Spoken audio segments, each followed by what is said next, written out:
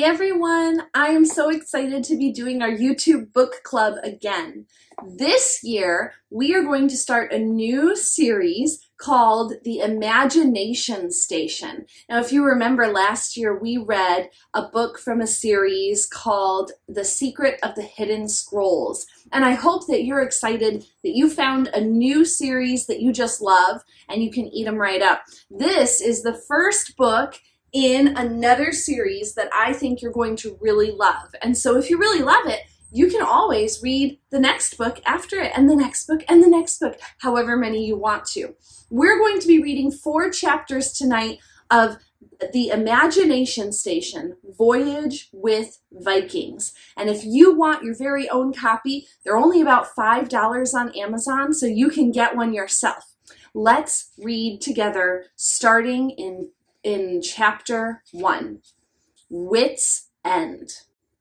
It all began on a Monday. Beth and her cousin Patrick were at Whit's End. It was a soda shop in a large old house. Kids thought Whit's End was the best place in town for ice cream. But there was a lot more to Whit's End than scoops and cones. It had more rooms than Patrick could count. Down the hallway was a radio studio and a theater to perform plays, plus a library. On the second floor, there was a large model train and the Bible room. It was like a kid's museum.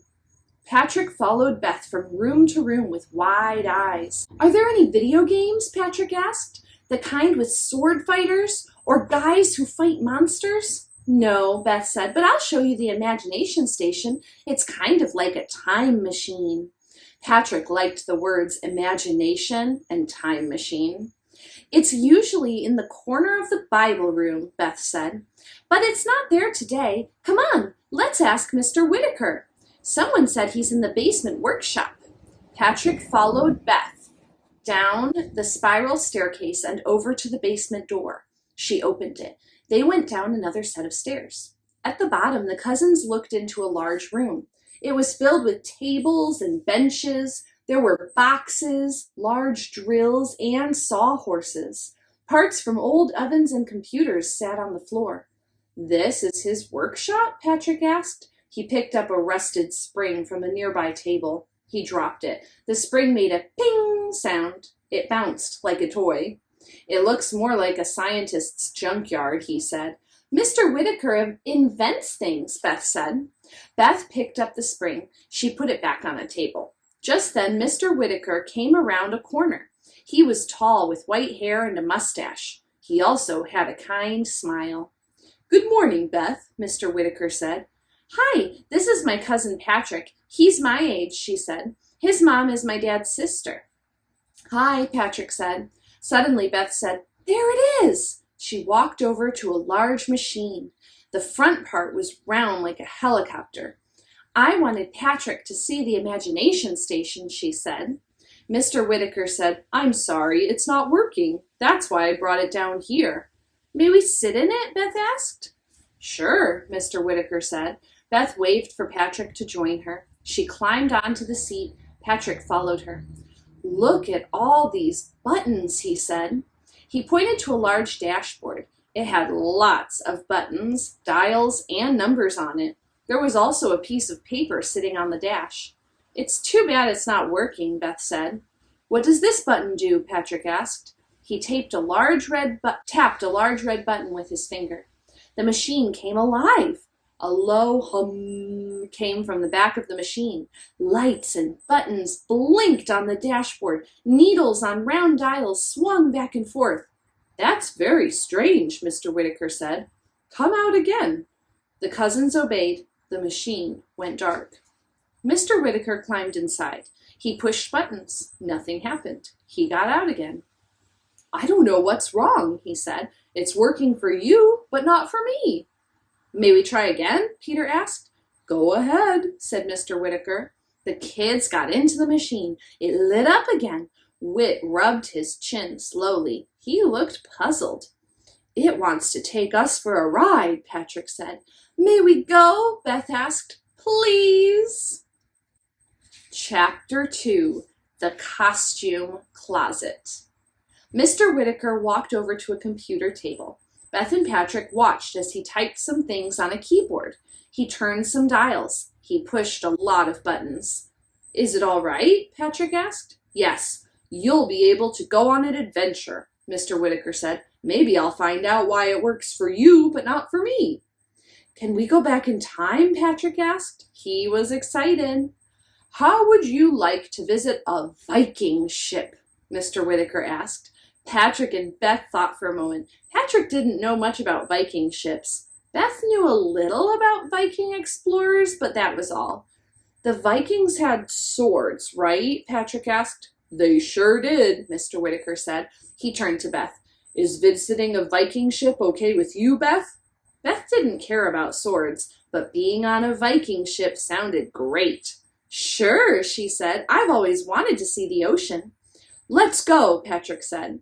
Not so fast, Mr. Whitaker said. You have to be dressed for Viking times. Patrick looked at his blue jeans and dinosaur t-shirt. He looked at Beth's bright pink shorts and top.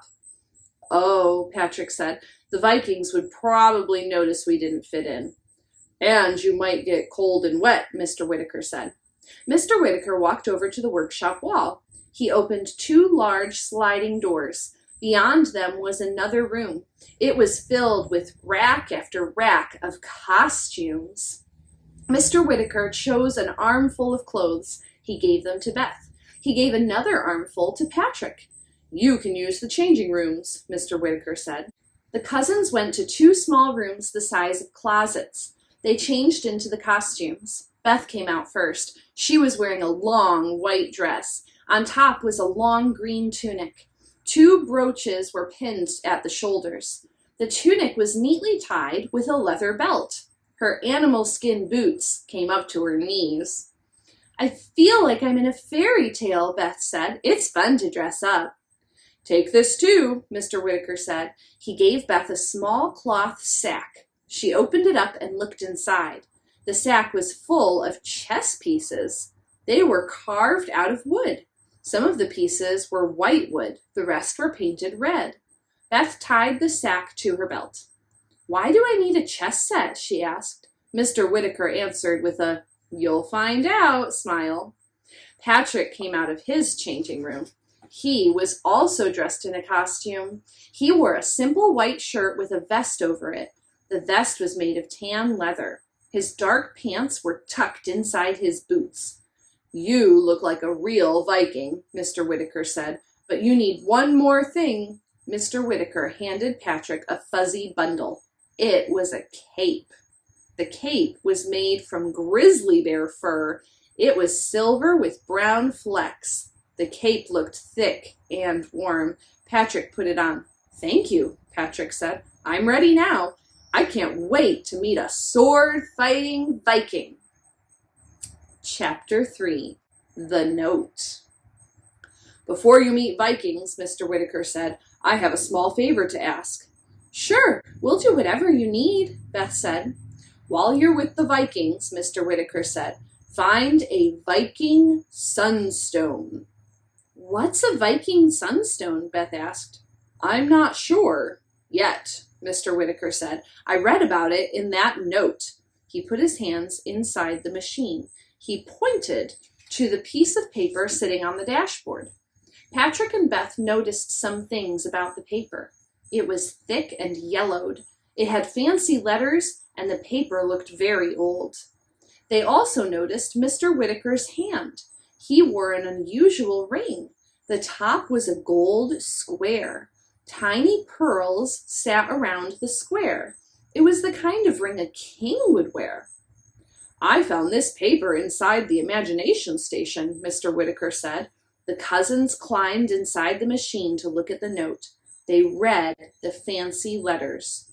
To save Albert, I need a Viking sunstone before the new moon, or Lord Darkthorn will lock him inside the tower.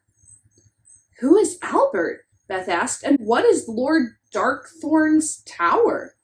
I'll explain all that later, Mr. Whitaker said. But what if we don't find the sunstone? Beth asked.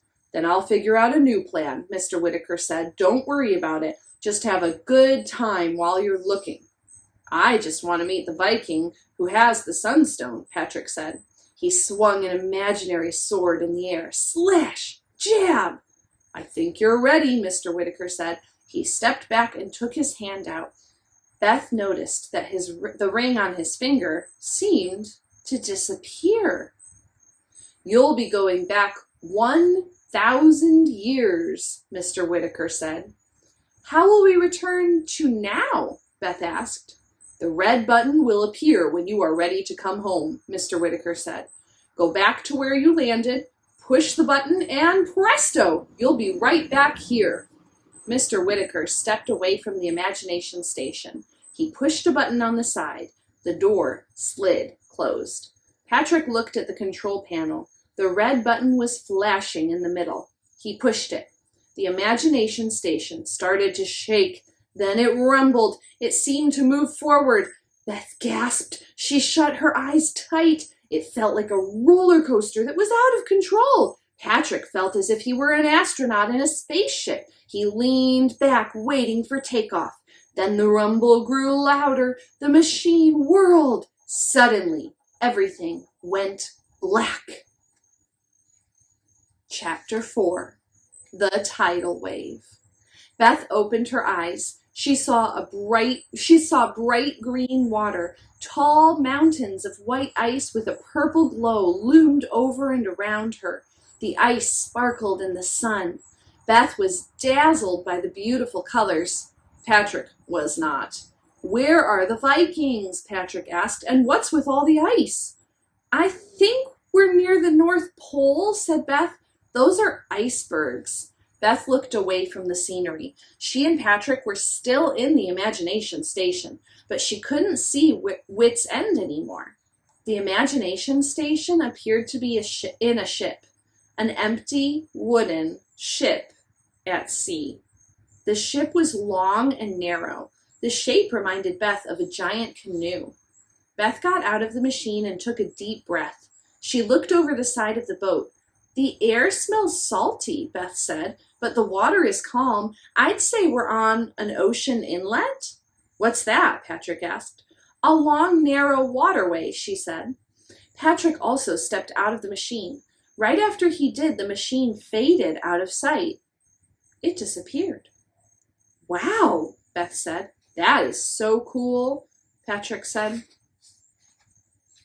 Patrick turned his thoughts to the Viking ship. He imagined it full of Vikings. I bet this ship could hold a bunch of Vikings, he said, plus all their stuff. Patrick looked out across the water. There was only one place to get to shore. It was very far away. Oh no, there are no oars, Patrick said. We can't row to shore. We'd better get there somehow, said Beth. I don't want to just sit here. Suddenly, a black shadow passed under the ship. They watched it approach a large piece of floating ice. Then a huge white animal shot out of the water, a polar bear. The white bear stood on the floating piece of ice. It spread its front legs wide. It bared its teeth at the cousins and roared. Roar! The sound echoed off the ice. The cousins shivered. Do polar bears eat kids? Patrick asked. I don't know, said Beth. Another black shadow passed under the ship. The cousins stepped back, but this time a seal popped its head up at them. It looked at them with jet black eyes. Then it went under the water again. The bear growled. It leaped into the water head first. The cold water splashed Beth and Patrick. From a distance came a loud crack. The sound startled them. They looked up. The top part of the large iceberg broke loose. It was the size of a small house. It hit the water with a whoomp, splash. The impact created a huge wave. Hold on, Beth shouted.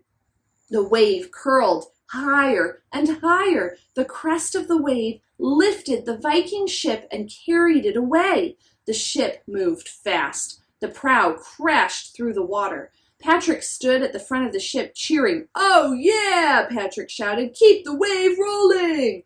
At first, Beth was afraid. Then she was caught by the thrill of the ride. The rush of the wind chapped her cheeks. The spray of the water tingled her skin. The waves settled. The ship drifted near a rock jetty. "Get ready to jump," said Patrick. Patrick stood on the edge of the ship. Then he leaped across the jetty. "Come on, Beth," he shouted. Beth looked at the jetty. From the ship to the rocks was farther than she had ever jumped. "Beth, hurry," Patrick said. "The ship is drifting away now." Beth jumped. Her front foot reached the jetty. Her second foot did not. Her boot slipped off the wet rocks. She started to fall backwards. Patrick grabbed hold of her arm and pulled Beth to safety. "Thanks," Beth said. She was glad to be on solid ground again. "Race you to the top of that hill," Patrick said. The cousins ran across the jetty to a sloping open field. They dashed up the hill. The ground was rocky. The grass was thick and bushy. Tiny purple-yellow flowers bloomed in small clumps. Suddenly, the cousins heard the clomp of hooves. They stopped running and listened. The noise grew louder. It sounded like thunder. A herd of reindeer crested the hill from the other side. About 30 huge brown animals charged into the field. The 2 reindeer in the front had black faces. Their antlers were brown with sharp points, and the reindeer were headed straight for the cousins. That is where we're going to leave off tonight, my friends. We will pick up at chapter 5 next week. See you then.